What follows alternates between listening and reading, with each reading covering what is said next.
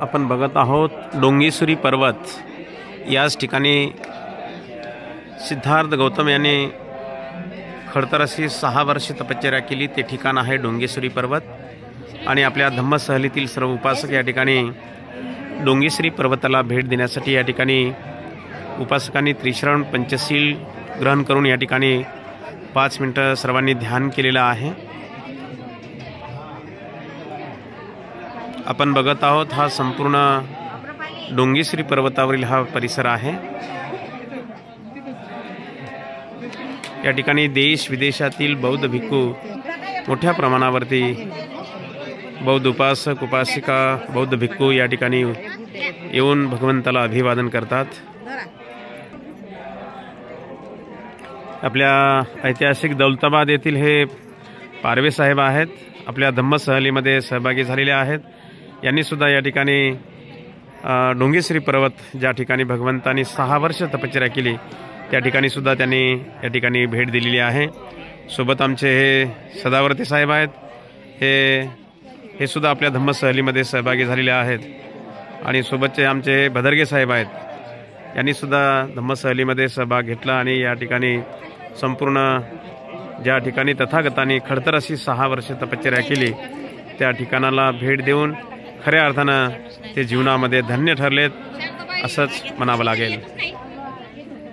या पवित्र स्थळी देश विदेशातील बौद्ध भिक्षू बौद्ध धर्मगुरू आणि उपासक उपासिका मोठ्या प्रमाणावर येऊन या ठिकाणी तथागतांना अभिवादन करण्यासाठी येत आहेत। आपण बघत आहोत या डोंगेश्वरी पर्वताचा हा परिसर।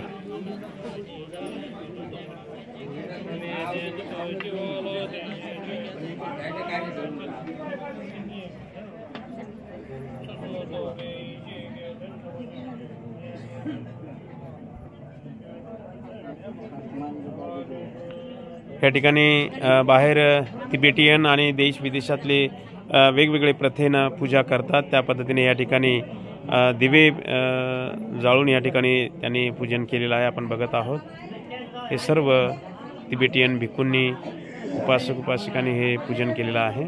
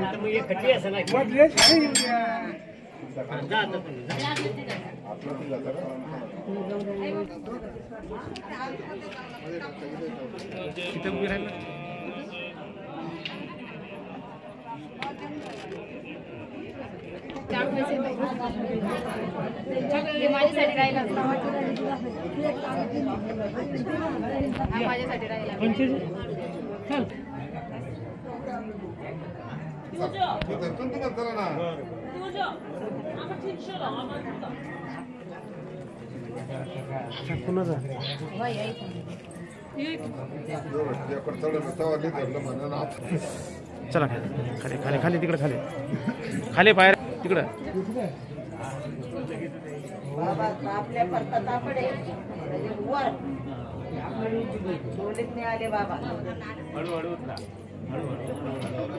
खाली खाली खाली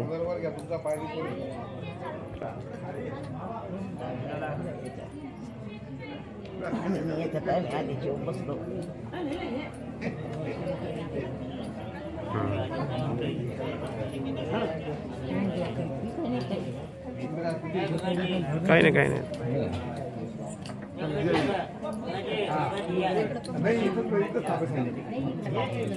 खाली खाली चला ना खाली. मला किती वेळ सांगायचं.